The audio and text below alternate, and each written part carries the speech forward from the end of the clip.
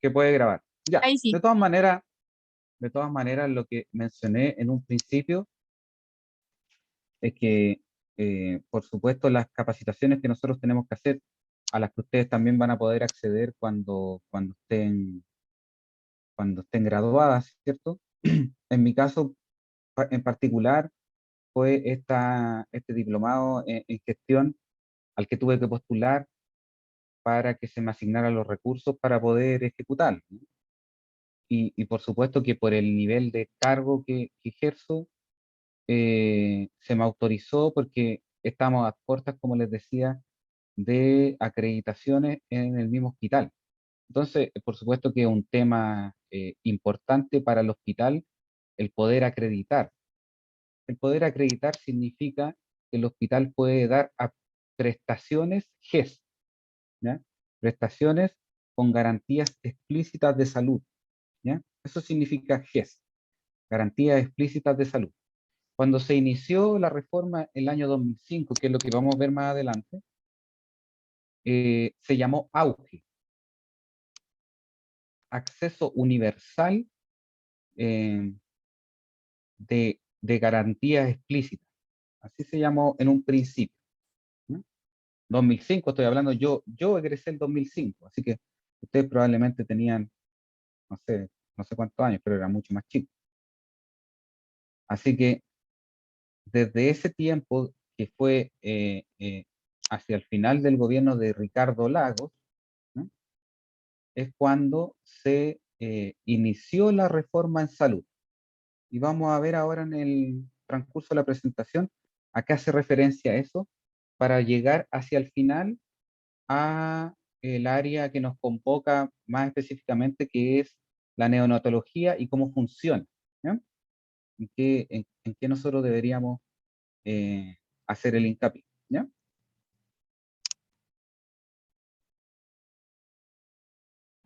Entonces, como conceptos generales de la presentación, tenemos las políticas de salud y de calidad en salud, que vamos a ir avanzando en eso en el transcurso de la presentación, la organización y la estructura del sistema de salud en Chile, cómo está estructurado, el marco jurídico y la normativa de gestión en calidad, y las recomendaciones de la organización en gestión en servicios de neonatología. Todos estos conceptos, estos 4 puntos, yo se los envié en documentos, así que serían 4 documentos que el ideal es que ustedes puedan de alguna manera revisar. Están sintetizados en la presentación de todas maneras, pero sería muy bueno que ustedes puedan revisarlo para tener un contexto más amplio de los tópicos que aquí vamos a revisar. Entonces, aquí en esta imagen yo les tengo representado más o menos un parlamento, ¿cierto? Las políticas de salud y las políticas de calidad en salud no tienen una generación espontánea, no surgen porque a alguien se le ocurrió y creyó que era la mejor idea, sino que es un conjunto de ideas que tuvieron que ser sometidas a discusión, ¿ya? No solamente por ser una buena idea, sino que además todas las políticas, no solamente de salud, sino que en general, deben tener una forma de financiamiento, ¿ya? Todo lo que se hace a nivel de Estado tiene que estar de alguna manera respaldada por financiamiento, porque si no, finalmente terminaría siendo letra muerta. Y también estas políticas tienen que tener una forma de fiscalización, ¿ya?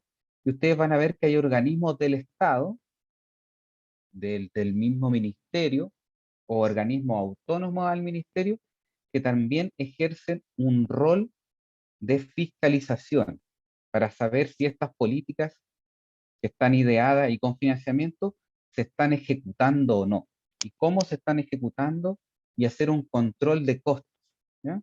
Recuerden que las necesidades de la población en general, no solamente de salud, sino que en general, son muchas y siempre el financiamiento es limitado. Entonces yo tengo que dirigir de alguna manera hacia dónde voy a orientar los recursos que tengo para dar una mejor resolución a los problemas que tiene la población.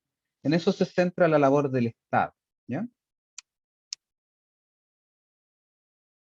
Entonces, les, les comento de que en el desarrollo de estos sistemas de salud, hacia la segunda mitad del siglo XIX, que fue el siglo pasado, recién el Estado reconoce la higiene pública, ¿ya? El saneamiento ambiental, ¿cierto? El que la gente no se enferme porque hay residuos en la calle, ¿cierto? Residuos domiciliarios, residuos de industria, que por esa razón y por el acumulamiento de ellos y por el no tratamiento de ellos, la población se enferme, por ejemplo. Reconoce entonces recién en este siglo, el siglo XIX, la higiene pública y las políticas de sanidad como que son funciones propias, son funciones del Estado, no de entes particulares, sino que el Estado se tiene que preocupar de estas funciones. Y como no tenía una capacidad instalada todavía, ¿ya? No tenía eh, organismos del Estado que se pudieran hacer cargo de esto, delegó en un principio en instituciones filantrópicas, ¿cierto? Vinculadas a la iglesia habitualmente, las actividades de atención en salud, ¿ya? Habitualmente conventos, habitualmente monjas o personas que hacían caridad, se encargaban de los enfermos. Recuerden que los hospitales tienen una creación muy posterior a esto. Entonces, el Estado para eso delegó, de alguna manera, en estas instituciones, la, el rol de mantener la higiene pública y la sanidad, ¿ya? Los primeros esfuerzos de organizaciones en seguridad social y en salud fueron empujados o impulsados por grupos de trabajadores que exigían como derechos estas atenciones de salud, organizaciones sindicales, ¿ya? Organizaciones de trabajadores, los, si ustedes conocen parte de la historia, las organizaciones de las salitreras, ¿ya? En la primera mitad del siglo XIX, empezaron a exigir atenciones de salud y a demandárselas al empleador o al Estado, ¿ya? Entonces ellos se tuvieron que empezar a poner las pilas, como se dice en buen chileno, para poder dar solución a los problemas de salud que tenían estas poblaciones en general. El resto de la población tuvo que esperar un poco, ¿ya?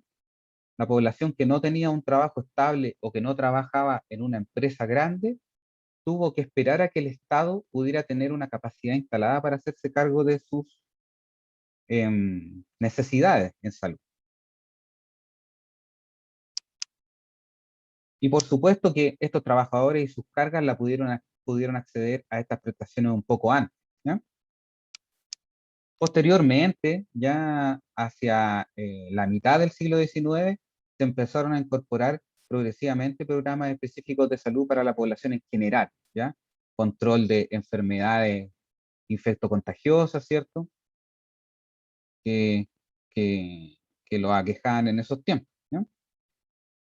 La Segunda Guerra Mundial, que tuvo finalización posterior a 1945, eh, dio la, dio la capacidad de darse cuenta de que se podía hacer un poco más de lo que ya se estaba haciendo y se empezaron a crear los primeros modelos de seguridad europeos, en donde el más importante y desde el cual nosotros tenemos mayor influencia es el NHS o el National Health System, que es de Inglaterra, ¿ya? Y con la migración que tuvimos desde Europa, gente que escapaba de los estragos de la Segunda Guerra Mundial, entre ellos muchos médicos, ¿ya?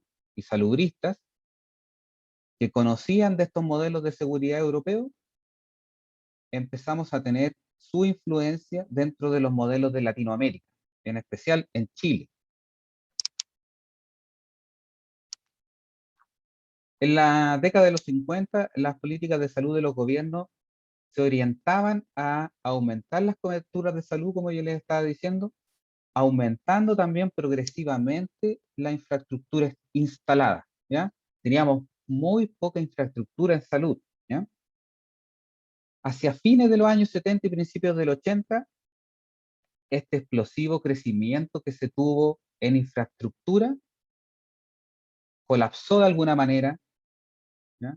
Por falta de financiamiento, porque hubieron crisis financieras mundiales. Y es aquí, al verse con menos dinero disponible, en donde se empiezan a cuestionar el impacto económico de esta expansión en infraestructura y se empieza a cuestionar el Estado en términos de cómo el Estado determina las políticas de salud y cuál es el costo que éstas tienen. Comienza a surgir un término que se llama accountability, ¿ya? Para que los servicios que se entregan a través del Estado o a través del gobierno tengan una evaluación a nivel de servicio y rendición de cuentas. Pero eso ya hacia el final de los años 90, ¿ya? Empiezan a ser presionados por la ciudadanía con respecto a estos gastos en los que se incurre. Hacia el final de la década de los 90, entonces, muy al final de la década de los 90, los servicios de salud latinoamericanos comienzan a idear instrumentos para fortalecer de alguna manera el ejercicio o las actividades que realiza la Autoridad Sanitaria Central, en nuestro caso, el Ministerio de Salud.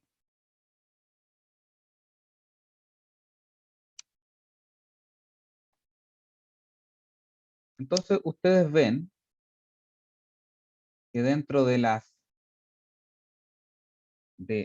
de todas las capacidades que tiene el Estado de organización, de políticas, de calidad, de administración, de financiamiento, todas ellas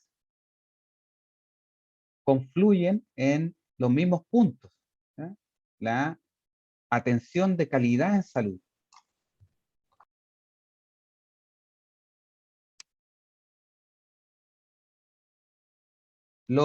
el empoderamiento de los usuarios, los servicios que van creciendo cada vez más, cada vez abarcan más funciones, cada vez se especializan de mejor forma, ¿ya?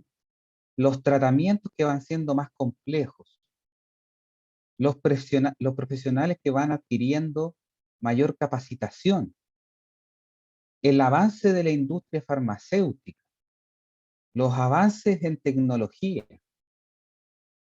los diagnósticos que con esta tecnología podemos hacer de manera más certera ahora, los avances que se han tenido además en administración y en control del financiamiento y el gasto público, ¿ya? Y la disminución sobre todo de la burocracia o el papeleo estatal, hacen que todos estos puntos confluyan, idealmente confluyan, hacia eh, una mejor calidad de servicio. Finalmente lo que terminamos haciendo en salud, así como en otras actividades productivas, es que nuestro servicio o lo que nosotros otorgamos a nuestros clientes o usuarios finales sea de mejor calidad. La calidad que es además percibida por el usuario. No que nosotros pensemos que lo estamos haciendo bien, sino que el usuario perciba en lo que recibe que tiene un valor y un valor agregado además, un valor importante. En este caso, ¿qué más importante o qué mejor que tener un valor agregado y un valor importante en cómo cuidamos nuestra salud, ¿cierto? Entonces, todos estos puntos que acá están demostrados en una nube, ¿cierto? De palabras, confluyen hacia eso y le dan valor.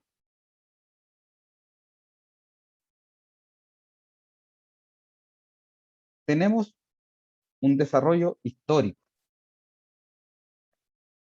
también en Latinoamérica y por supuesto que en Chile, ¿ya? Pasamos de bajarnos del árbol, ¿cierto? Como está representado en la imagen, y empezar a pensar cómo queremos desarrollar nuestras políticas de salud. El sistema de salud en Chile precariamente inicia en los tiempos de la colonia y progresivamente, por supuesto, se ha ido expandiendo y consolidando paulatinamente hasta llegar a una estructura ahora mucho más compleja, interrelacionada entre el sistema público de salud y el sistema privado, ¿ya? Nosotros tenemos un mix. Si ustedes conocen realidades distintas en el mundo o se informan de realidades distintas en el mundo, hay países en donde no tienen mix, sino que el Estado es el que se hace cargo completamente de la seguridad social y de la seguridad en salud. Y nosotros estamos en estos momentos en un periodo crucial de decisión de cómo el Estado se va a hacer cargo de los distintos roles que le competen, sobre todo en el rol de salud, en el que a nosotros más nos interesa, con la convención constitucional que tenemos ahora.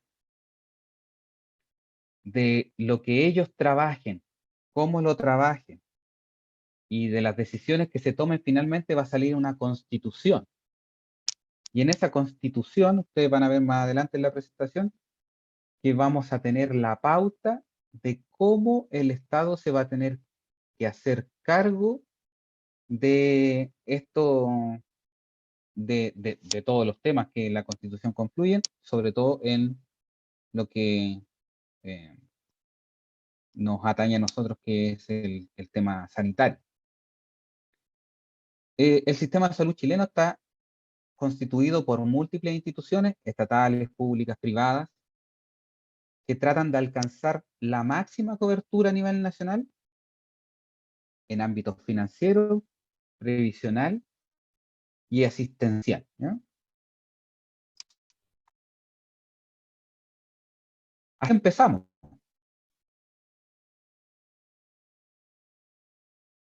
con servicios locales de salud, ¿ya? Cada región o cada provincia tenía su servicio local de salud, en donde habitualmente existía mucha caridad y filantropía, todavía, ¿ya? A instituciones o fundaciones que se hacen cargo de algunas situaciones de salud, ¿ya?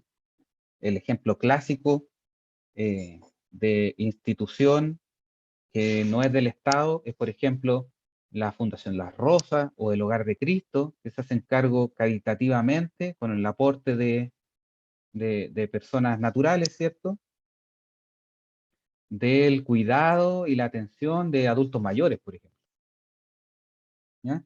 Aquí tienen ustedes algunas fechas donde se destacan la Junta de Salubridad en 1887, o el Consejo de Higiene Pública, imaginen ustedes, o la Junta de Beneficencia, como para poder ir agrupando actividades, ¿cierto?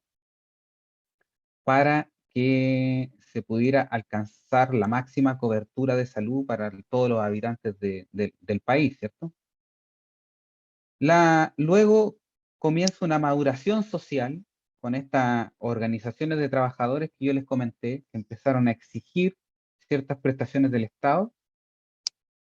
Se creó el seguro obrero obligatorio, en donde con esa cantidad de recursos que se le asigna, podían los obreros tener cobertura de incapacidad, por ejemplo, o de muerte, ¿ya? De muerte accidental. Si la persona que trabajaba en una empresa muere o se accidenta gravemente, puede tener acceso a un seguro para tener cierta cobertura porque no va a poder seguir trabajando,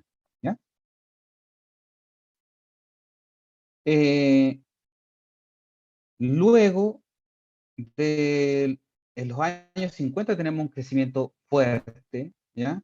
Como yo les comentaba, posterior a la Segunda Guerra Mundial, en donde tuvimos la influencia de salubristas y médicos y personas que vinieron desde Europa, que traían modelos ya instalados en Europa, como el National Health System de Inglaterra, ¿cierto? En el que nosotros tenemos gran influencia y en el que tenemos muchas similitudes de cómo se entrega las prestaciones del Estado acá en Chile con ese modelo inglés, ¿ya?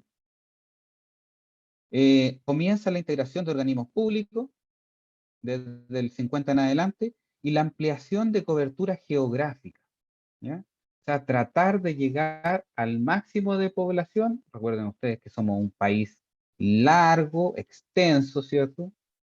Y idealmente acercar la salud a la gran mayoría del territorio, ¿ya? Y de las personas que componen el territorio. Luego tuvimos, por supuesto, un golpe de Estado y un régimen militar que duró entre el 73 y el 90, en donde cambió el paradigma, ¿no? Cambió la forma de cómo el Estado se hacía cargo de esta problemática y empieza a reducir su rol. Termina siendo un Estado subsidiario, ¿ya? En donde no puede estar el Estado con recursos o con cobertura, se deja la puerta abierta para que una institución privada pueda tomar esa actividad, ¿ya? Y así como surgieron las clínicas privadas, por ejemplo, la, o los centros privados de salud, ¿ya? En este tiempo, además con crisis financiera de por medio en el año 82, hay reducción del financiamiento y del personal de salud, con empleos muy precarios y muy mal pagados, ¿ya? Y además, para sumar a eso, se descentraliza la salud, ¿ya? Se crean los servicios de salud como los conocemos ahora, ¿no? Divididos por provincias, ¿cierto? Y además se delega por parte del Estado la administración y el financiamiento de la salud municipal. Entonces, ahora las municipalidades se hacen cargo de los servicios municipales o se crean los servicios municipales de salud, ¿ya? Y hay CEFAM todavía que dependen aún, o la mayoría de los CEFAM dependen en el modelo actual de las municipalidades. Y hay algunos pocos, como por ejemplo acá en la zona, el, eh, el CEFAM de Jale o San Felipe el Real que se llama, todavía depende de la administración central, o sea, depende del ministerio. Ustedes van a ver ahí que todavía se generan algunas diferencias de financiamiento.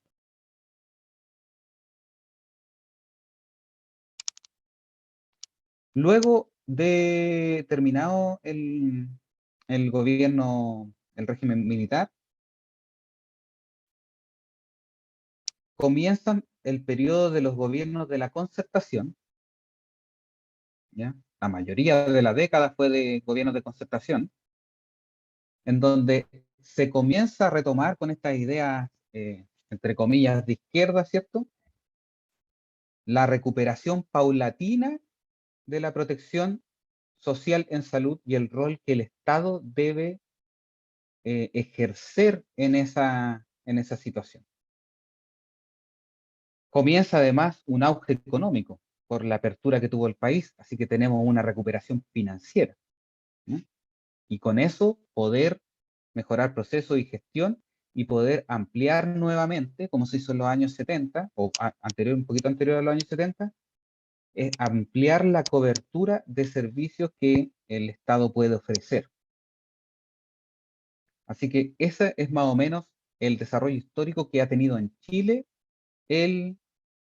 la salud, eh, la salud pública. Este contexto histórico refleja lo que ahora tenemos como modelo. Hemos pasado por diferentes transiciones para llegar ahora al modelo que tenemos actualmente, ¿ya? No exento, por supuesto, de dificultades, ¿cierto? Dificultades financieras, dificultades políticas, ¿cierto? Pero que finalmente nos terminan dejando en el sitio en donde estamos actualmente. Para hacer las políticas públicas, ¿no? Desde los años, desde los inicios de los 90 hasta ahora, debemos tener respeto por compromisos internacionales que el Estado ha contraído, ¿ya? El Estado de Chile, con su representante, ¿cierto? Que es el presidente, va a distintas reuniones internacionales en donde se tocan tópicos muy distintos, como los derechos humanos, por ejemplo, como los derechos económicos, sociales y culturales, y ahí suscribe tratados en donde se compromete, por ejemplo, a efectuar distintas actividades para seguir en este grupo que suscribió el tratado. Si yo suscribo un tratado y no cumplo con los compromisos, por supuesto que no puedo seguir siendo parte del grupo, ¿ya? Estos son compromisos internacionales, entonces hay fiscalización internacional sobre lo que nosotros estamos haciendo, y ustedes vieron hace muy poquito que salió en las noticias cómo nos hemos ido cómo se ha tocado o cómo se ha resuelto el tema de la migración, por ejemplo, en el norte de Chile, que además también termina siendo un problema no solamente de derechos humanos y de migración, sino que además de salud, porque esas personas que vienen al país también necesitan que sean resueltas sus situaciones de salud que traen, ¿ya? Entonces, en 1948 se formula la Declaración Universal de Derechos Humanos. En el artículo 25 específicamente se especifica que idealmente una persona tiene como derecho un nivel de vida adecuado que pueda asegurar su bienestar físico, psíquico, social, sanitario, de salud, etcétera, ¿ya? En 1968 hay un pacto internacional sobre los derechos económicos, sociales y culturales. Artículo 2, compromiso del Estado para cumplir con los derechos reconocidos sin discriminación. Lo que estábamos comentando recién sobre lo que pasó en el norte, ¿ya? Aquí hay una ley de urgencia vigente en el país, en donde cualquier persona, independiente de su raza, de su etnia, de su condición social, debe ser admitida en un recinto de salud si su salud está comprometida con riesgo vital, ¿ya? Yo podría llegar a cualquier institución de salud y luego se verá, ellos me tienen que recibir y atenderme si estoy en riesgo vital, y luego se ve cómo se financia esa atención, ¿ya? Entonces, como saben, los sistemas públicos de salud recibimos a través de FONASA el financiamiento, no directamente desde las personas. Y en el artículo 12 se reconoce los derechos, ¿ya? Económicos, sociales y culturales de los pueblos, ¿cierto? Y además se establecen medidas para que se aseguren estos derechos. O sea, no basta solamente con reconocerlos, sino que yo tengo que asegurar que se cumplan, ¿ya? La observación número 14 del Comité de Derechos Económicos, Sociales y Culturales de la ONU del año 2000 reconoce también la salud como un derecho humano, aquí mucho más específico, ¿cierto? Donde no solo se limita el derecho de la atención, sino que además se establecen libertades, ¿ya? Yo tengo que saber qué es lo que me van a hacer, cuál es el tratamiento que voy a recibir y yo lo tengo que aceptar o no. Ese es un derecho fundamental ahora reconocido. No solamente que tener el derecho a que me atiendan, sino que también el derecho a tener la información necesaria para seguir con el tratamiento o con la atención de salud si es que yo lo quiero o no. Tengo que ser informado, ¿ya?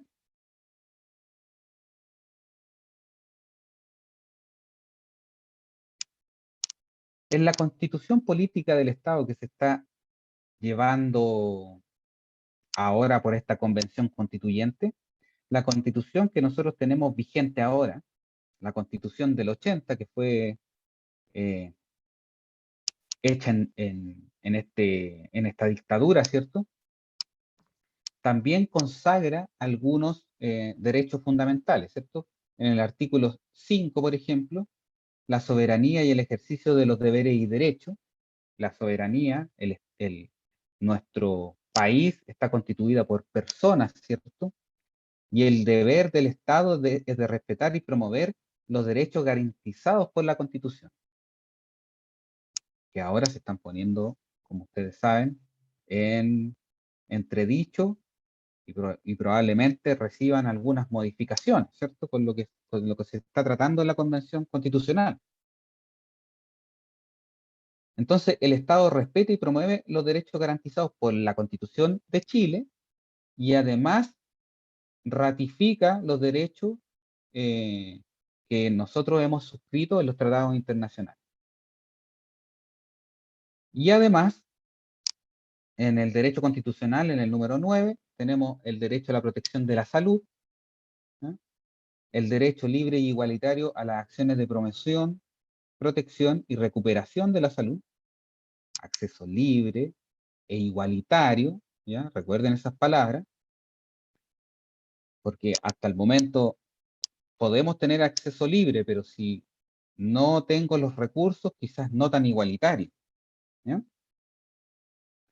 Y garantizar la ejecución de acciones de salud a través de las instituciones públicas o privadas, ¿ya? Aquí ya incorpora lo que en la Constitución del 80 se dejó la puerta abierta para que en este rol del Estado de manera subsidiaria, en donde el Estado no llega, pueda llegar un privado.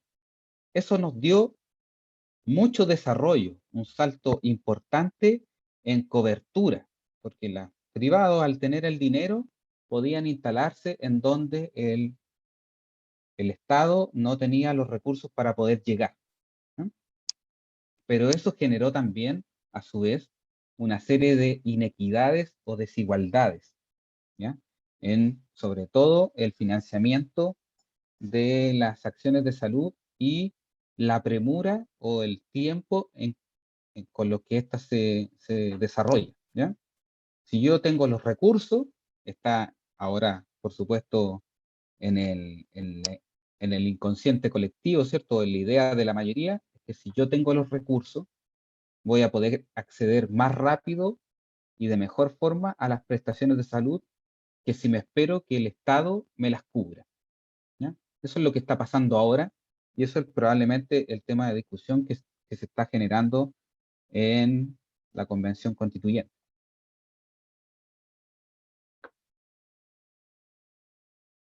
El régimen de garantías de salud que se implementó el año 2005, o que empezó desde el año 2000 y se implementó el año 2005, hace referencia a instrumentos de regulación sanitaria. O sea, el Estado implementa instrumentos elaborados de acuerdo al Plan Nacional de Salud, a esta planificación que hacemos, y a los recursos que el país tenga disponibles, ¿cierto? Y establece o comienza a establecer un conjunto de prestaciones de carácter promocional, preventivo, curativo, de rehabilitación y paliativo, y los programas que el Nacional de Salud, que es FONASA, deberá cubrir a todos los beneficiarios, o sea, a todos nosotros, en modalidad de libre elección, ¿cierto? Esta es la ley 19.966 del año 2004, que todo el mundo conoce como el auge o GES.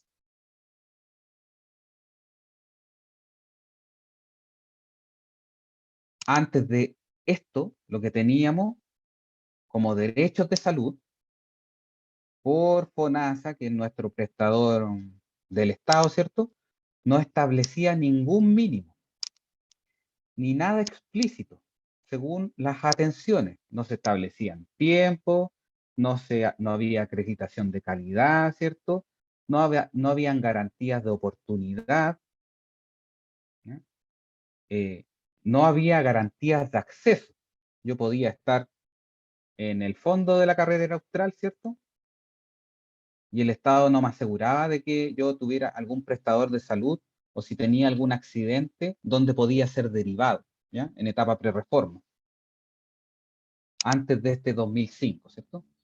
Y las ISAPRES, por supuesto, en derechos de salud tampoco tenían mínimo. Solamente se establecía la atención según el contrato que cada persona tuviera con su ISAPRE. Las garantías, tampoco habían garantías. No habían garantías de oportunidad, de acceso, de calidad, ¿cierto? No eran explícitas, no estaban en papel. Al no estar en papel, nadie las puede exigir. Entonces, lo que había solamente eran reclamos administrativos que se podían ejercer ante FONASA o ante los servicios de salud, pero que dormían eternamente esperando alguna respuesta.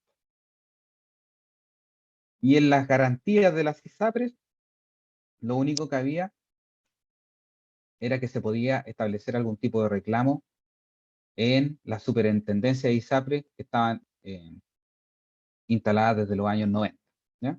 Que también tenían tiempos muy extensos de respuesta. Entonces la gente se sentía en esta etapa pre-reforma en la más completa indefensión, ¿ya? Ni el Estado ni la ISAPRE tenían ni mínimos explícitos, no había nada en papel al cual uno pudiese hacer un reclamo porque no se le estaba cumpliendo o garantizando algún tipo de atención. Entonces, lamentablemente, podía esperar mi reclamo el tiempo que ellos quisieran para poder ser atendido, ¿ya?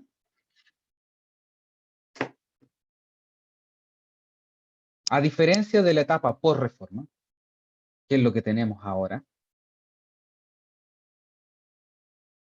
en donde tenemos derechos en salud que son universales, o sea, para todos los que conformamos este territorio y que son explícitos, ¿ya? Cada problema de salud priorizado en un decreto, que es el decreto GES o auge, como se conoció en un principio, y que además han sido progresivos. Cada cierta cantidad de años se han ido incorporando, y ustedes lo han escuchado, por ejemplo, en las noticias o en los canales de información, que se incorpora una atención de salud eh, que va a tener esta protección además financiera de la ley auge o GES, ¿ya? En FONASA también existe una modalidad de libre elección. Las personas se pueden ir a atender donde les plazca, pagando un copago, ¿ya? Y en la INSAPRE se pueden además, para otorgar estos derechos en salud, tener planes complementarios de salud. Aparte de que yo me puedo atender en cualquier prestador de mi INSAPRE, yo puedo establecer convenios complementarios para tener acceso a un prestador preferente, como se denomina ahora. Cuando yo estoy en FONASA, yo puedo tener acceso a cualquiera de los centros de salud que están dentro de mi zona geográfica, ¿cierto? Incluso más allá, si yo, por ejemplo, estuviera de vacaciones o ejerciendo algún trabajo fuera del lugar donde vivo, también puedo acceder a los prestadores del ministerio dentro de todo el territorio.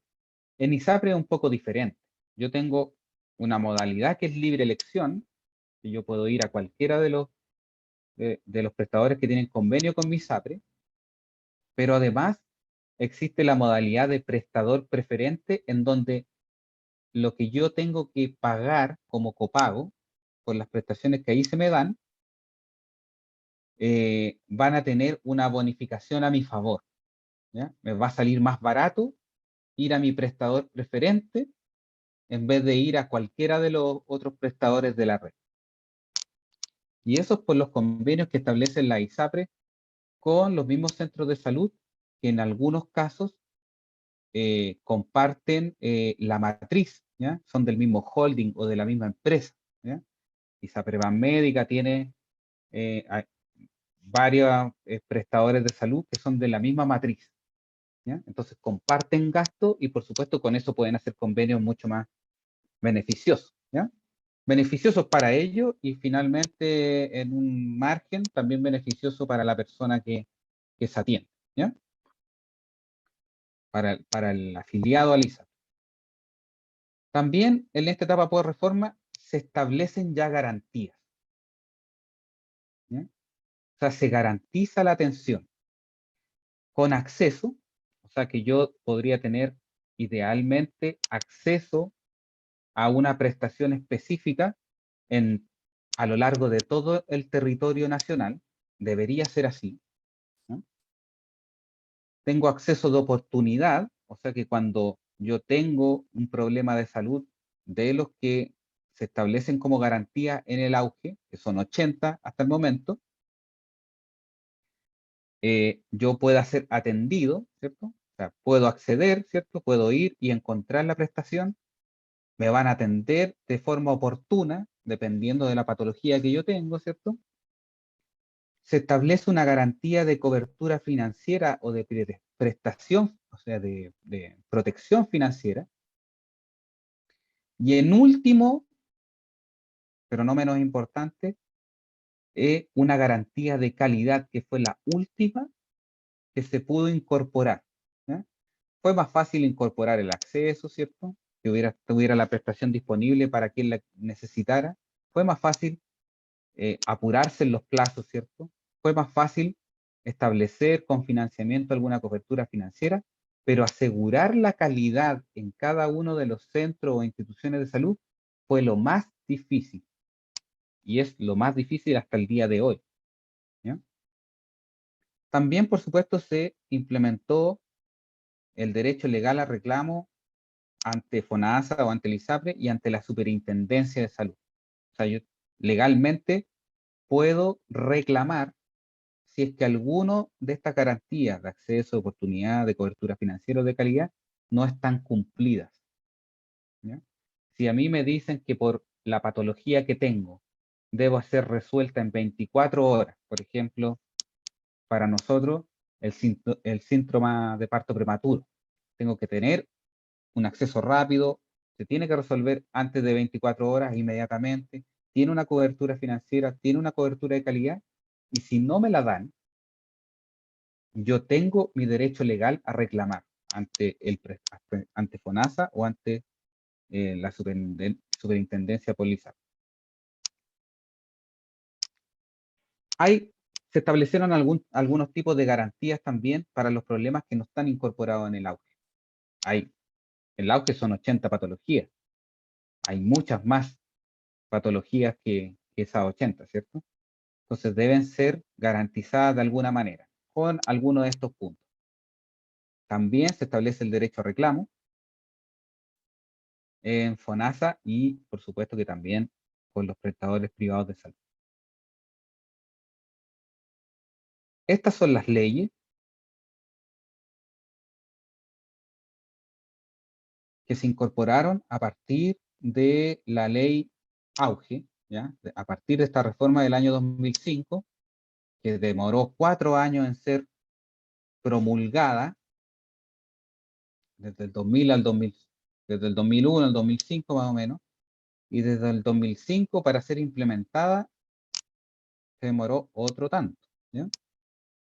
Tenemos la garantía explícita de salud, que es el auge o el GES, la modificación del decreto de ley 2763 de la autoridad sanitaria y la gestión pública. Se modificó, por supuesto, para hacer para implementar la reforma, la ley de ISAPRES, ¿ya? Incorporándole todos estos puntos que vimos anteriormente, se incorporó también en la ley de ISAPRE cómo se va a solventar o cómo se va a financiar todos estos proyectos.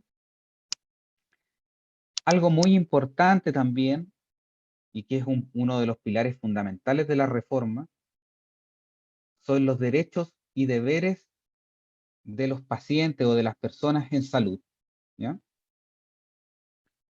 Ahora tenemos derechos y, y sería ideal que alguno de ustedes nos pudiera, si sabe algún derecho, por ejemplo,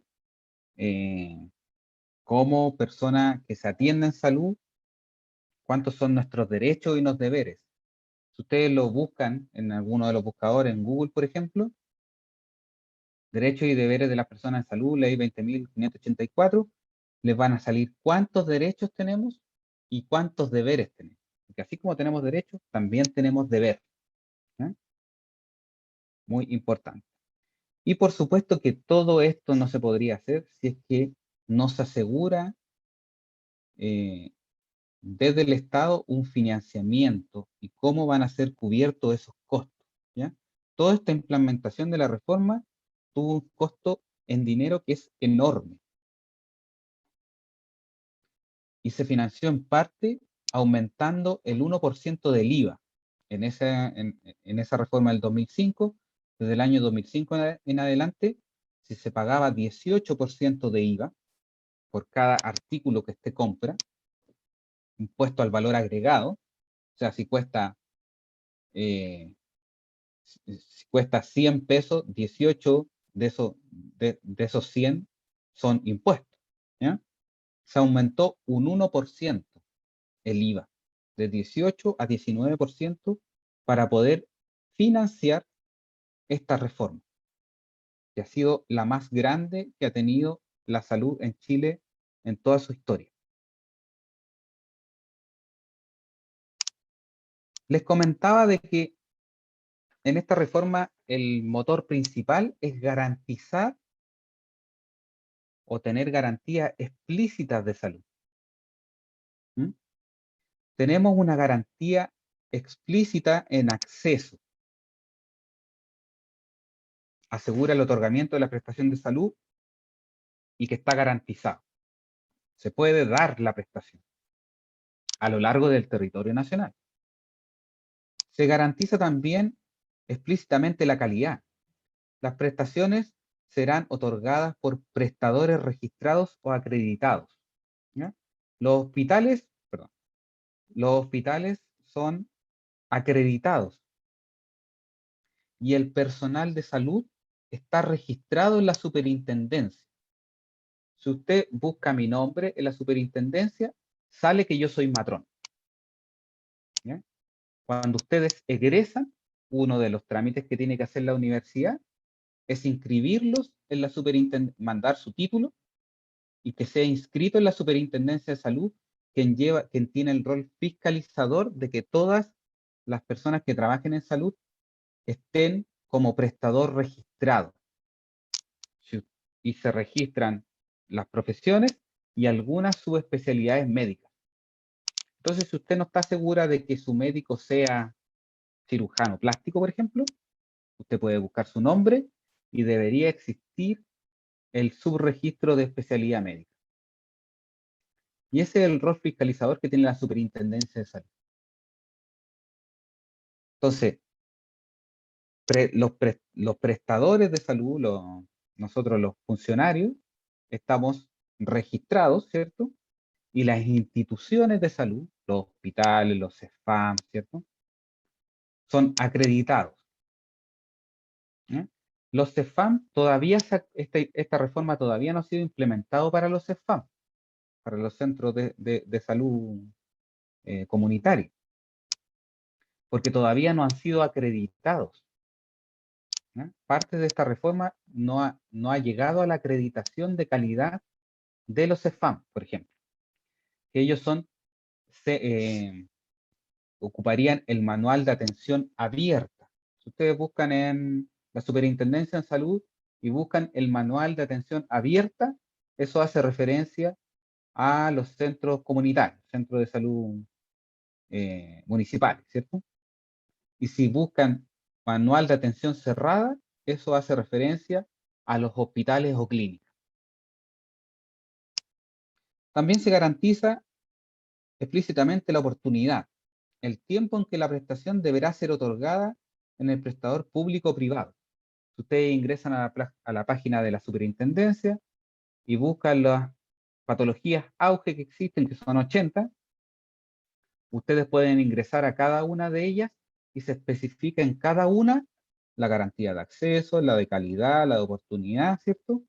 Y en oportunidad dice cuál es el plazo en que esta patología debe ser diagnosticada y tratada, ¿ya? ¿Cuáles son los plazos mínimos? ¿Cuáles son los plazos máximos? ¿Ya? Y además existe una garantía que se denomina de protección financiera. Si usted antes de la reforma tenía cáncer, por ejemplo, los cánceres son las patologías que diagnosticadas tienen mayor cobertura en el GES. ¿No? Si usted tenía cáncer, probablemente si no tenía los recursos, iba a ser muy difícil que pudiera tener un diagnóstico oportuno y un tratamiento oportuno. Y muy probablemente quedaba en la indefensión financiera. O sea, quedaba patitas en la calle, ¿cierto? Sin financiamiento, sin poder pagar la prestación, tratando de buscar entre amigos y familiares poder financiar, ¿cierto? Ahora hay una protección financiera para la persona que tiene una enfermedad catastrófica como cáncer, por ejemplo. El Estado le otorga una protección financiera y dependiendo de la institución en la que esté, ¿ya? En FONASA o en ISAPRE, en FONASA va a tener copagos, ¿ya? Dependiendo de la letra, y ustedes conocen cómo definen las letras en FONASA, letra A, B, C y D, ¿ya? Y la D tendrían, A y B no pagan, no tienen ningún copago, C tiene el 15% y D tiene el 20% de copago de la prestación. Entonces ustedes ven que ya no tengo que pagar el 100% de la prestación, sino que Estado se hace cargo, en el peor de los casos, del 80% de la prestación, del arancel de referencia, ¿ya? En ISAPRES es distinto porque usted tiene una cobertura. Lo que cubre su seguro, por lo que usted paga mensualmente, y además usted tiene una prima GES, ¿ya? Una parte de lo que usted paga mensualmente está destinado también para GES. Entonces de ahí se saca el dinero para que usted también tenga una protección financiera si es beneficiario de ISAPRE, ¿ya? Todo esto confluye entonces a que el modelo esté garantizado de alguna manera, que las personas no estén en la indefensión total, sino que se les garantice estos 4 puntos: poder acceder a la prestación, que sea en un tiempo oportuno, que sea de calidad y que además yo no quede en la calle después de pagar lo que me va a salir, ¿ya?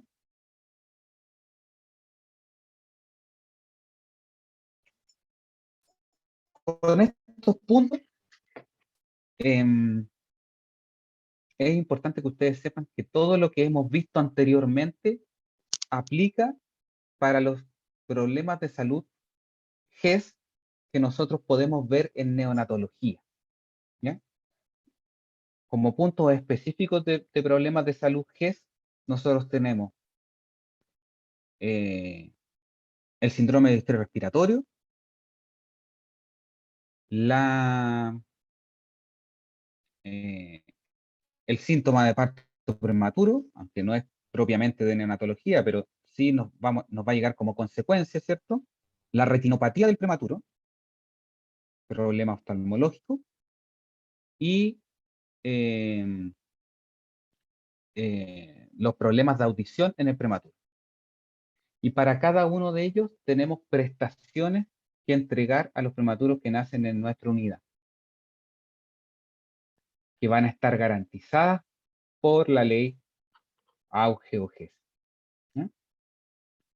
Los servicios de neonatología son un servicio más del hospital y trabajamos en red con todos los servicios de apoyo. Y trabajamos en red además con los distintos, eh, con las distintas instituciones que no forman parte del mismo hospital. Trabajamos en red con los CEFAM, ¿cierto? Trabajamos en red con la Dirección del Servicio de Salud, trabajamos en red con otros hospitales del Servicio de Salud en donde estamos inmersos y trabajamos en red con la provincia. El Hospital San Camilo, en donde ustedes probablemente vayan a hacer alguna de sus prácticas, es un centro de derivación de la provincia de Aconcagua, ¿ya? La región de Valparaíso, que es la que estamos, la quinta región, ya antes se le decía quinta región, ahora región de Valparaíso, ¿cierto? Tiene tres servicios de salud. El servicio de salud Aconcagua, en el que estamos nosotros inmersos, eh, con, con la, con el cual la universidad tiene convenio, ¿cierto? Que tiene como hospitales de referencia el Hospital San Camilo de San Felipe y el Hospital San Juan de Dios de los Andes, también incluido el de Yayay y el Hospital Filipinel, que es el Hospital de Putaendo, el Hospital Psiquiátrico. El Servicio de Salud Viña del Mar Quillota, que tiene el Hospital Gustavo Frique como centro de referencia y que ahora está en próximo término de construcción en el Hospital de Quillota. Y el Servicio de Salud Valparaíso San Antonio, que tiene como centro de referencia el Hospital Bambure, ¿ya? Nosotros trabajamos con nuestra red local y además con la red regional. Y como muestra de eso, el servicio de neonatología, como nosotros somos el centro de referencia de esta provincia, nuestras camas críticas se suben diariamente a un portal eh, de, por una página de internet que se llama Unidad de Gestión de Camas Críticas, y ellos saben al detalle cuántas camas tengo ocupadas, cuántas tengo desocupadas, cuántas están con equipamiento, cuántas están ocupadas por COVID, como fue ahora, ¿ya? Eh, Afortunadamente no tuvimos pacientes neonatos con COVID, pero sí tuvimos sospechosos, ¿ya? Hijos de madre con COVID, de una embarazada con COVID, ¿cierto? Entonces ellos saben al detalle, la red sabe al detalle cuál es la disponibilidad de cupo o cama crítica que tengo en cada uno de los hospitales de la red local o de la provincia o de cada servicio de salud, ¿no? Es por eso que nosotros trabajamos en red, ¿no? Como les decía, el servicio de neonatología es un servicio más del hospital. Así que, por supuesto, que nuestro desarrollo, así como ustedes lo vieron en el contexto que vimos en el desarrollo mundial o histórico de la salud en Latinoamérica o en el resto del mundo, la neonatología no ha estado exenta de desarrollo, ¿no? Por supuesto que nuestra mejora importante, la cifra de mortalidad infantil, se ha ido eh, especificando a través de la disminución de la mortalidad neonatal. La mortalidad neonatal es un componente de la mortalidad infantil y nosotros como neonatología aportamos con números a la mortalidad neonatal.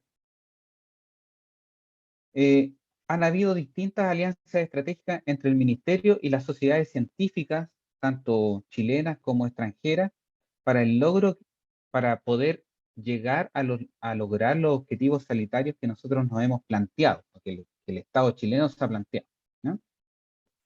Pueden también revisar en Internet los logros o las metas específicas que se plantean en la década, por ejemplo. Del 2020 al 2030, nosotros como país nos hemos planteado objetivos sanitarios.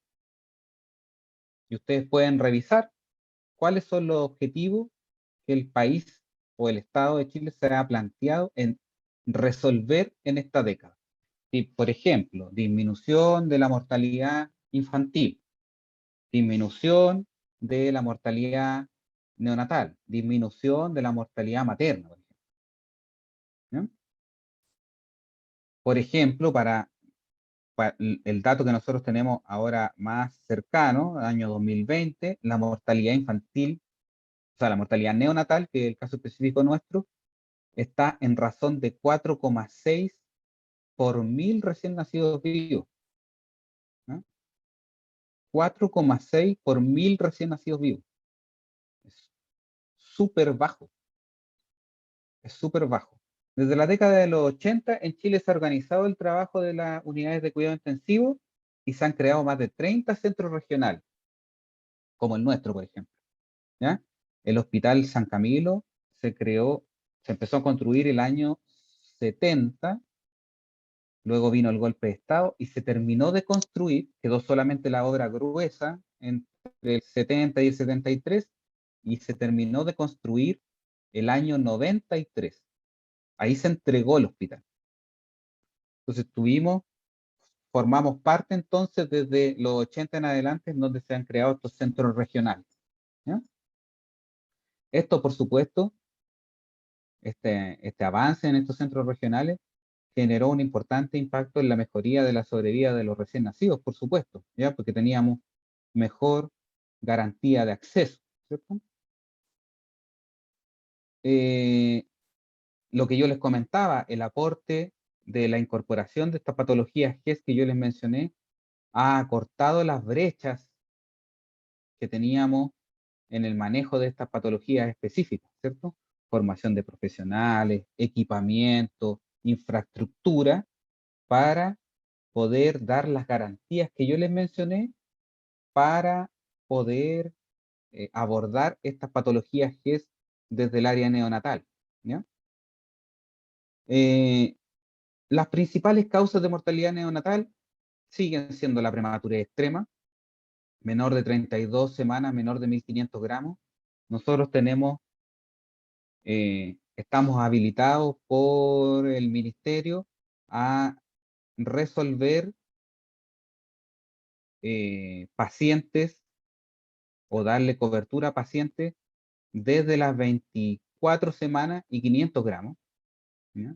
Ustedes se, se imaginan, 500 gramos es muy parecido a lo que es una botella de Coca-Cola de 600 ml, la botella chica de Coca-Cola, es de ese porte más o menos un prematuro de 24 semanas y 500 gramos, ¿ya?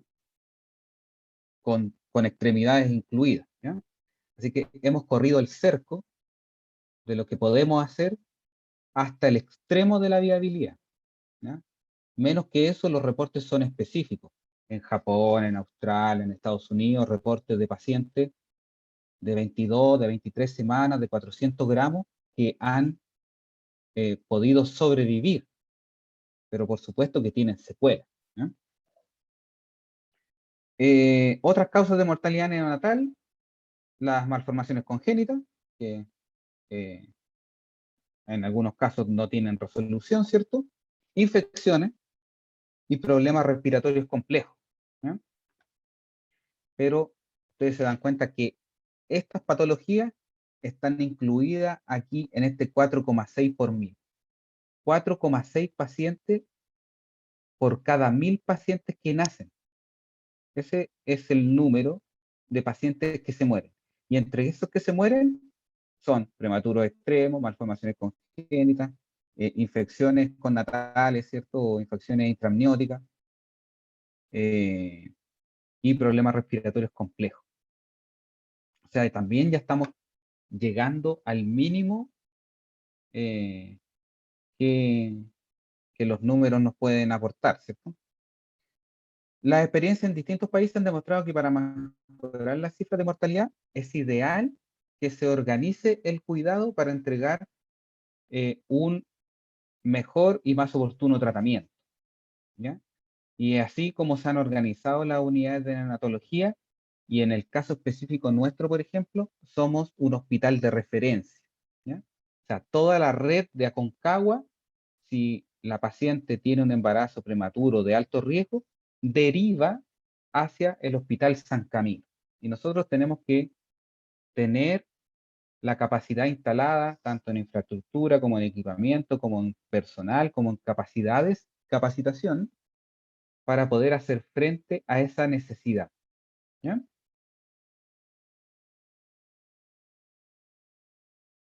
Claro.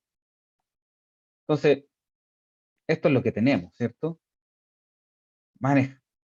Trabajamos con el paciente y su familia, ¿cierto? Queremos mejorar, tenemos que implementar modelos de gestión, de riesgo, orientar en el manejo de las patologías y en la información a la familia, mejorar nuestro diagnóstico, nuestra infraestructura, trabajar con los consentimientos informados, ¿cierto?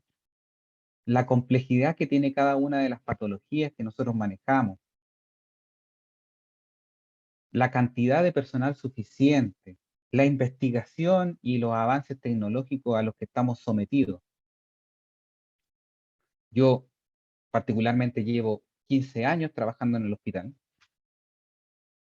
y desde que yo llegué hasta ahora, no solamente, no solamente por mi trabajo, sino que por el trabajo en conjunto, ha habido un salto enorme en tecnología, en capacitación, en personal, en equipamiento, y que uno lo ha vivido, lo ha visto su desarrollo, ¿ya?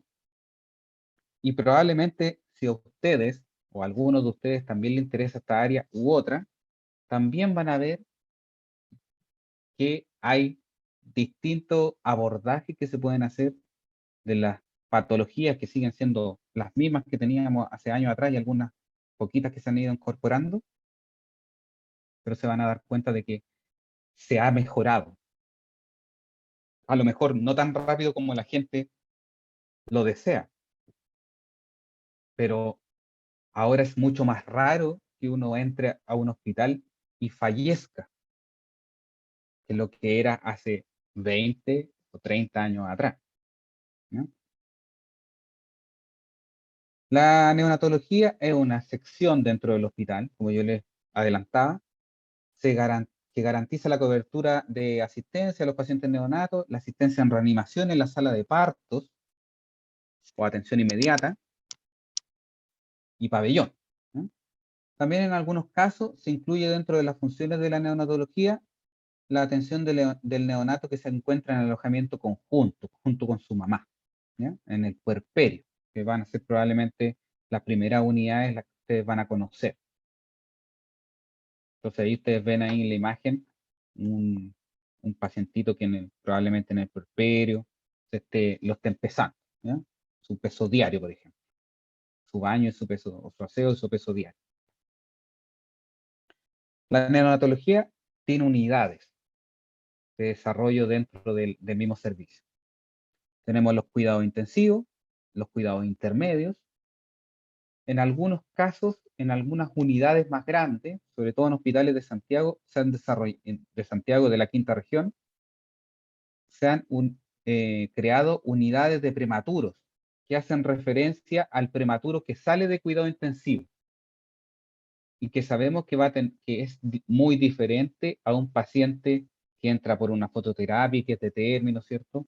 O por alguna otra razón.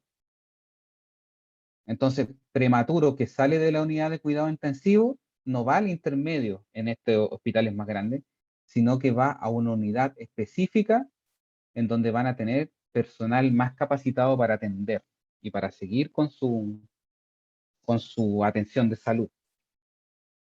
En los prematuros es donde más dinero se gasta. Y recuerden ustedes que los recursos que tenemos son limitados. Entonces, perder todo lo que hemos invertido, las horas de profesional, las horas de uso de maquinaria costosa, ¿cierto? En un prematuro que finalmente no requiere, o sea, no tiene los cuidados que requiere, es botar la plata a la basura. Entonces, por eso que se han creado también estas unidades para recibir a estos pacientes. Tenemos la unidad de básico, tenemos la atención inmediata o sala de atención inmediata, como la conoce la mayoría de la gente, sala ATI, y como yo les decía, en algunos lugares también el alojamiento conjunto, ¿ya? Como parte de las funciones que el servicio de neonatología tiene que entregar. ¿Aquí hay alguna pregunta en el chat?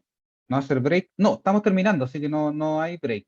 Estoy casi en el tiempo. Sé que ha salido un poco extenso, pero estamos casi terminando. Yo se los voy a dejar aquí como presentación, pero tenemos algunos criterios de ingreso para cada una de las salas, ¿ya? Y aquí yo les dejé un cuadrito comparativo que va eh, dentro del documento que yo le envié. En uno de los documentos que yo le envié sale todo esto como criterios de ingreso a cuidado intensivo, por ejemplo, pacientes con distrés respiratorio, que necesiten ventilación mecánica, que estén inestables y que necesiten droga vasoactiva para mejorar su circulación sanguínea, ¿cierto? Que necesiten monitorización invasiva o que sean prematuros, menor de 1.200 gramos, esos entran en este criterio de ingreso a esta unidad. O sea, si yo tengo alguno de estos pacientes con alguna de estas características, ese paciente tiene que ir a la UCI para recibir el cuidado correspondiente.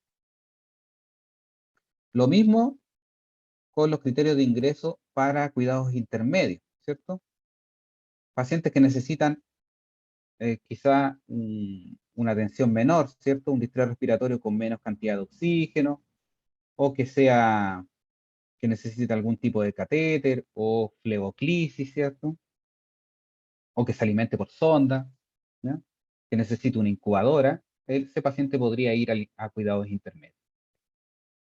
Y en el básico, habitualmente lo que recibimos son pacientes que han ido avanzando desde las otras salas, ¿cierto?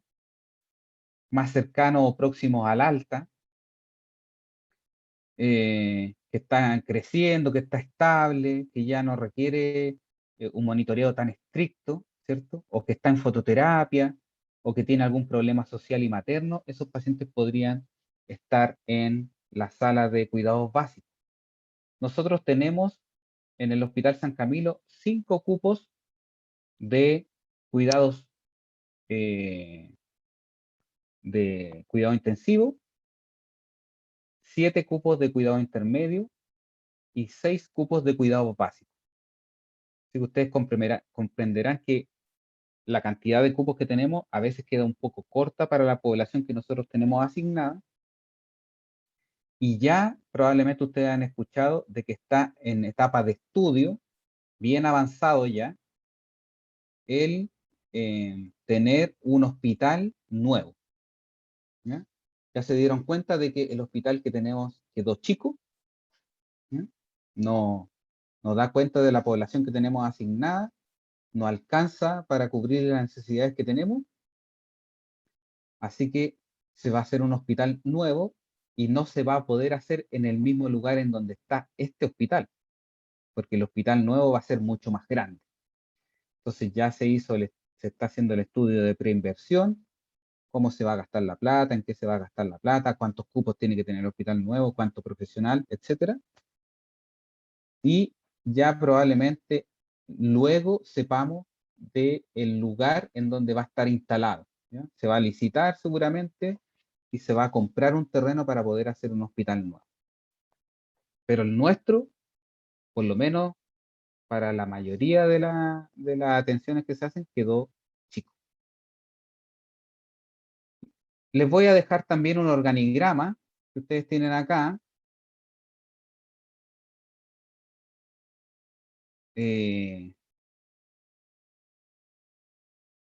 Y en el documento en que yo le envié están descritas cada una de las funciones de los profesionales que aquí están mencionados, ¿cierto? Tenemos un médico jefe de neonatología, tenemos una matrona supervisora que depende, o sea, que está supeditada al manejo de este médico jefe, ¿cierto?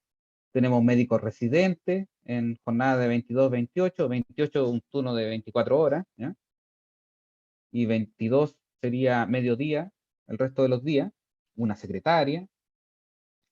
La matrona supervisora podría tener alguna matrona diurna, dependiendo de la cantidad de cupos que tenemos. Una matrona jefe de turno, matronas de turno, técnicos paramédicos, ¿cierto? Auxiliares de aseo, auxiliares de servicio. Entonces tenemos un conjunto de personas que van a hacerse cargo de estas necesidades que tienen nuestros pacientes. Equipamiento, acá tienen ustedes algunas muestras de los equipamientos que tenemos. Cada uno de estos tiene un alto valor, ¿ya? Los ventiladores mecánicos, las incubadoras, las cunas radiantes, las bombas de infusión continua, las lámparas de fototerapia, las cunas, las pesas. Todo el equipamiento que nosotros usamos es muy específico. Y es por eso que tiene un alto valor y se incluye dentro de su valor las capacitaciones que tiene que tener el personal para no, eh, para no estropear este equipamiento que es caro, ¿ya? La planta física, y con esto vamos terminando, eh, tenemos una planta física que idealmente tiene que estar proyectada para los objetivos específicos que tenemos planteados, ¿cierto? Una localización especial dentro del hospital, que esté cerca de la atención inmediata, que esté cerca de la sala de parto, ¿cierto? Que esté con un flujo restringido, que no esté en la mitad de un pasillo, al lado del CAE, por ejemplo, o de la atención ambulatoria, porque nosotros tenemos accesos restringidos, ¿ya? No cualquier persona puede entrar a la unidad de cuidado intensivo porque es donde están los pacientes más graves, ¿cierto? Necesitamos tener un espacio que esté bien resguardado, ¿cierto? Espacios requeridos mínimo, idealmente entre 9 a 11 metros cuadrados para cada cupo de UCI, 4,4 a 5 para cada cupo de UTI, ¿ya? Esos son los ideales que yo les mandé en este documento, ¿cierto?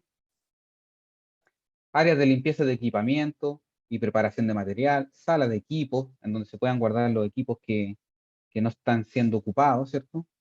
Cada cupo con su salida eléctrica y el respaldo, además de un grupo electrógeno cuando se corta la luz, ¿ya? Nosotros casi todo lo que ocupamos necesita electricidad, entonces debe estar respaldado por un grupo electrógeno dentro del mismo hospital. Tenemos que tener disponibilidad de gases clínicos, ¿cierto? Oxígeno, eh, aire ambiental.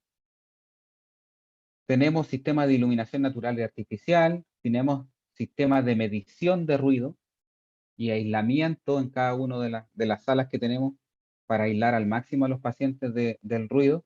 Se recomienda que el ruido a nivel basal en los pacientes no supere los 50 decibeles y cuando se ejercen algunas acciones específicas, por periodos cortos de tiempo no sobrepase los 70 decibeles. ¿Ya? Un aplauso tiene 90 decibeles. Entonces ustedes pueden entender de que estos pacientes están sometidos a ruido constantemente y nosotros tenemos que minimizar eso. La limpieza de superficie va a ser muy importante, el material que estén construidos, los muros, los techos, los pisos, para que puedan ser fácilmente limpiados por el personal de limpieza y su material sea durable, ¿no? Los lavamanos, la grifería también son especiales, cosa de que no tengamos contacto con la mano con las llaves, sino que con accionamiento con pie o con rodilla. Tenemos climatización permanente entre 24 y 28 grados, con humedad también estable entre 30 y 60%, con recambios de aire en las unidades, por lo menos día 12 recambios de aire por hora, ¿ya? Y eso lo da la unidad de climatización del hospital. Debería, nosotros tenemos una estación de monitoreo remoto en donde están conectados los monitores que tenemos en la unidad y tenemos una clínica de enfermería en donde preparamos material y medicamentos, ¿ya? Para los pacientes. Tenemos áreas administrativas, por supuesto, para hacer nuestros registros y salas de reuniones e informaciones para los padres, ¿ya? Salas de reuniones para el personal y salas de informaciones para los familiares de los pacientes. que siguen recibiendo visitas, por supuesto. Y como último, pero no menos importante, un lugar donde el personal pueda estar cómodo en los periodos en donde no tiene trabajo activo, ¿ya? Nosotros hacemos mucha labor de supervisión y hay momentos en que nos podemos dar un descanso, sentarnos y tomar un café o poder resolver alguna otra situación o almorzar. La matrona supervisora y todos los que trabajamos en neonatología tenemos que observar y ejecutar distintos manuales y normativas, ¿ya? Aquí hay algunas que yo les dejé descritas, ¿ya? Nosotros cuando tenemos personal en periodo de inducción, por ejemplo, si usted es una matrona recién egresada y va a trabajar en nuestra unidad, se le va a pasar probablemente un manual de la organización en donde se describen las funciones que usted tiene que ejecutar. También hay guías clínicas de atención por patología, guías de procedimientos de enfermería, normativa de infección intrahospitalaria, normativas de seguridad del personal, como la clave roja, si es que hay alguna urgencia vital no de neonatos, porque nosotros atendemos las urgencias vitales de neonatos, sino que si hay una urgencia vital de un adulto en nuestra unidad. Nuestra unidad no está preparada para ejecutar acciones de emergencia vital con un adulto. No tenemos ambú más grandes, no tenemos laringoscopios de adultos, no tenemos tubos endotraqueales de adultos, todo lo que tenemos de neonato. Entonces, si tenemos una clave roja, que es una emergencia vital con adultos, tenemos que llamar y saber los números de la unidad de adultos. Y ellos van a venir a hacer el rescate del paciente dentro del mismo hospital. O si fueran un pasillo, por ejemplo. ¿Ya? Entonces, todo eso está protocolizado. Los accidentes cortopunzantes también, por supuesto. La normativa de desastre y evacuación, que es lo que vamos a hacer si tenemos un terremoto, por ejemplo. Normativa de transfusiones, de laboratorio, de toma de muestras de exámenes, de farmacia, de manejo nutricional y parenteral, y las normativas de calidad que yo le adelanté algunas de las cosas que vi. Esto entre otros manuales. ¿Sí?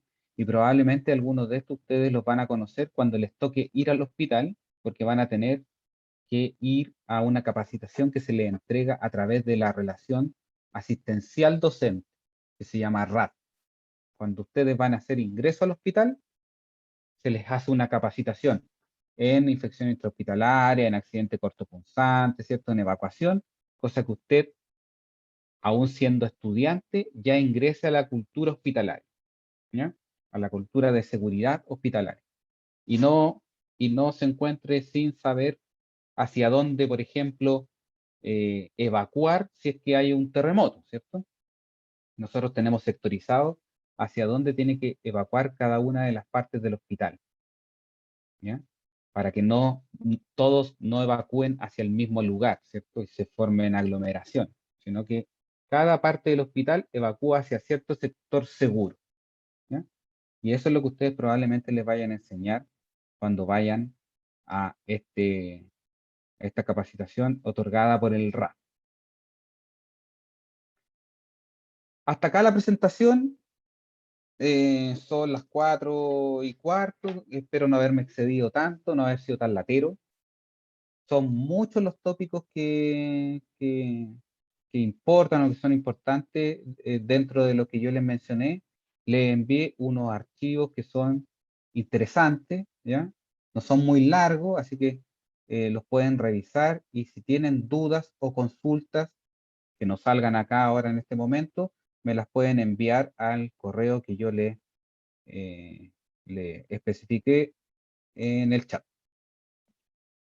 No sé si dejo el micrófono abierto, si es que tienen dudas o preguntas.